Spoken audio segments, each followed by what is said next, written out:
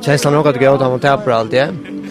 Så vi kunde ganska tappa mer men vi hade vi ströjast öle väl så jag hade att Marosa Diamond branchen eller kämpa otroligt väl och fighta allt som det har lärt så känslan är ganska inte helt gärna att lugga av. Det ser ut att vara rättliga harst av mig till någon idag. Var det kanske några större som du kanske helt att domare borde flytta hem in? Ja, jag helt faktiskt inte att det finns ölen för domare någon. Det helt inte. Och jag tror vi spelade öle harst och det gör det rösten så. Ja.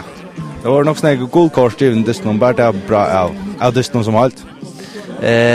Ja, jag hade bara inne för tillta ordentligt och för 100% alla närmast när. Så jag vet inte om man var så öle harst spelade legal. Jag hade domare var kanske nog skjut i korsen. Det var 8 mål av månen nu till Distrum av Livor. Skulle det vara mer att hej anlägger kanske vara sin bättre hvis vi huxar om dessa gångerna. Ja, det finns ju anlägg så att vi nog vara rätt helt här men vi hade ju en chans där men ända och hade några debut där nog så farligt.